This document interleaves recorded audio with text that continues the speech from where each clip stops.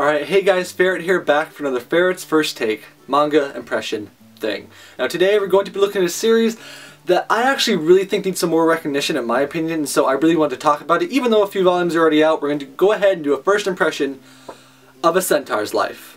So, obviously for a lot of you that know, and have pay attention to manga at all, or even the anime, because it just came out the other day, monster girls are kind of a thing this year. And, well, I say this year, they've probably been a thing before this year, but they seem to be becoming more and more prominent as time has been going on here.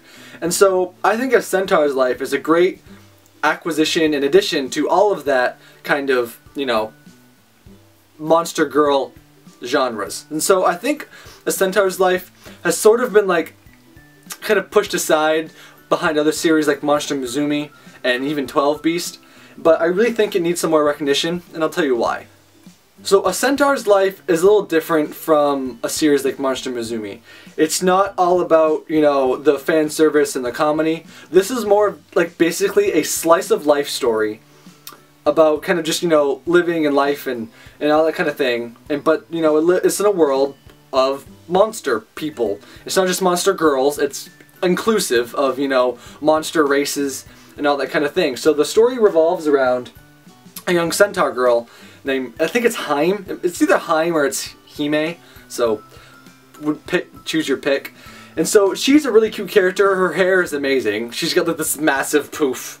And so I'm a little biased because I have found that centaurs, for some reason, seem to be my favorite so far in the monster girl genre. You can guess who my favorite Monster Musume girl is. But, and so she's a really cute and relatable character. And so a lot of the series so far revolves around interspecies mingling as far as, you know, relations between other species and how, and the contrast between that, it's almost like a parallel, I guess you could say, a little bit, between racism, I guess, not a lot, it's not super prominent, but it's got certain story arcs that kind of push that, between when certain races have differences, or when certain races, like the snake people, I can't remember exactly what it calls them, but when the snake people, they kind of get left out or a little bit weird, and they live off in a different place. And so it kind of has a lot of that mingling kind of thing that is nice, and I think maybe one of the reasons A Centaur's Life isn't as big and popular as those other series is in part just a little bit because of the art style. At first, it doesn't have that rich, super anime always to it. It's got a bit more of a real life feel drawing to it. Not a lot and not always, but it's not as, how do I explain this well? It's not like Monster Musume, we got the big eyes and, you know, the anime features and, you know, the giant knockers and all that stuff. It's more real life type characters. I know they're monster people, so that seems weird to say.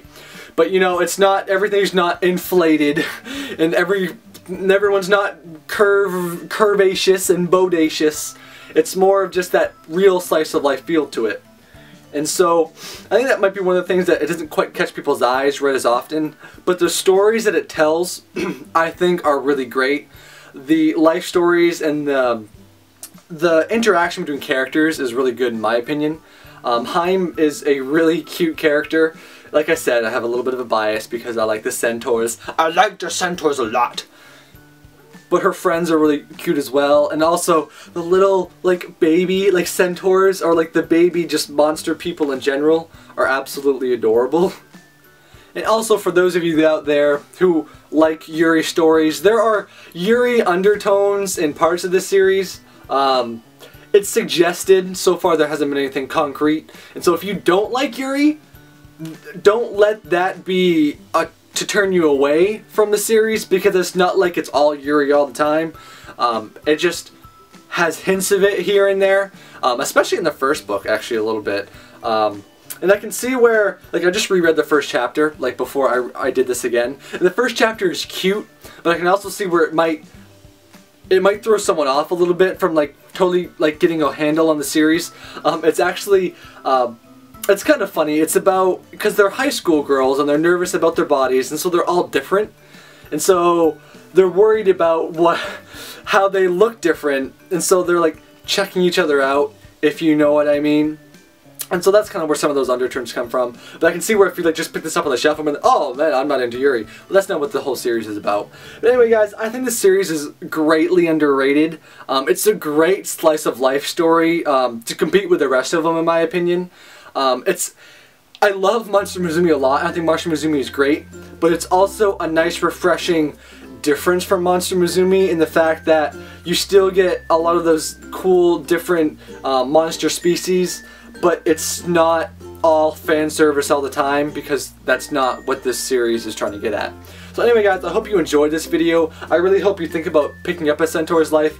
I believe it's not doing as well as some of the other 7 Seas titles. This is a 7 Seas title, $12.99. So I really encourage you to go get it. The next volume, I think, just came out, so definitely go pick it up if the series interests you. I just really recommend you giving it a try because I think it's a really good series. So anyway, guys, I've been Fiddle Ferret, and I'll see you back on the prowl next time. Bye-bye!